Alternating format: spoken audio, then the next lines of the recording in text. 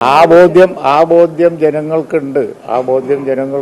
അത് ഒട്ടും ന്യായീകരിക്കപ്പെടേണ്ട ഒരു പ്രസ്താവനയല്ല.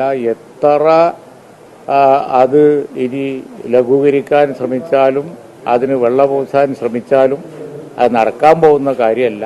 കേരള സമൂഹം അപ്പാടെ തള്ളിക്കളഞ്ഞ ഒരു പ്രസ്താവനയാണ് അത്.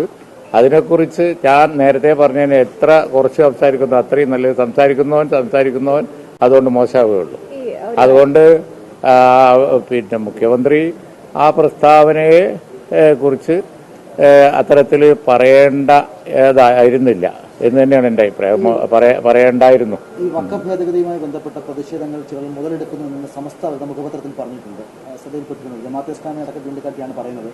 പ്രതിഷേധം അത്തരത്തിൽ നടത്തുമ്പോൾ പലരുടെ അജണ്ടകൾ സെറ്റ് ചെയ്യുന്നു അവിടെ പ്രതിഷേധത്തിലാണ്. അല്ല, അതില് മതേതര നിലപാടില് വെള്ളം ചേർക്കുന്ന ഒരു നിലപാട് ആരെടുത്താലും ലീഗ് അതിനെ സപ്പോർട്ട് ചെയ്യൂല. ഇവിടെ എന്ന് പറഞ്ഞിട്ടുണ്ടെങ്കിൽ വഖഫിനെ ഞങ്ങൾ കാണുന്നത് ഒരു ദേശീയ പ്രശ്നമായിട്ടാണ്.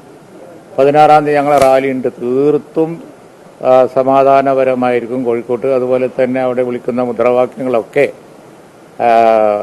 വഖഫ് സംരക്ഷണത്തെക്കുറിച്ചും ഇന്ത്യയിലെ മതേതരത്വം നിലനിർത്തേണ്ടതിനെക്കുറിച്ചും ആയിരിക്കും. നമുക്കറിയാലോ, ഇപ്പോൾ ഈ സമയത്ത് ഇന്ത്യ രാജ്യത്ത് വെറുപ്പിന്റെ പ്രചാരകർ ഞങ്ങളല്ല. വെറുപ്പിന്റെ പ്രചാരകർ ഇവിടുത്തെ വർഗീയവാദികളാണ്. ഇവിടെ ഫാസിസം വളർത്താൻ വേണ്ടി ശ്രമിക്കുന്നവരാണ്.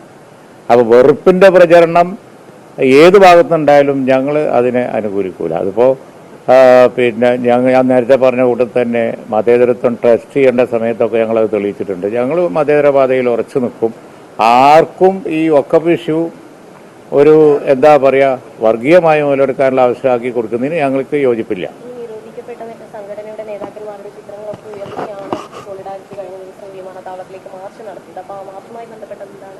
അല്ല, ഞാനിപ്പോ അങ്ങനെ ഒരു പ്രത്യേക സംഘടനയുടെ മാർച്ചിനെ പറ്റി അഭിപ്രായം പറയേണ്ട ആളല്ലല്ലോ. അല്ല, ഇപ്പൊ നമ്മുടെ വിഷയം ഇതാണ്. വെറുപ്പിന്റെ പ്രചാരകർ അപ്പുറത്തുണ്ട്.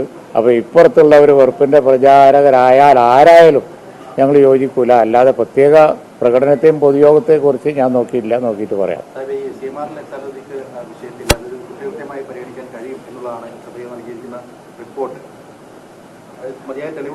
അതിനെക്കുറിച്ച് ഞാൻ മറ്റൊരവസരത്തിൽ പറയാം. ഇപ്പൊ നമ്മൾ ഈ ഒരു വിഷയം കൈകാര്യം ചെയ്യാം. ഓക്കെ, ശരി.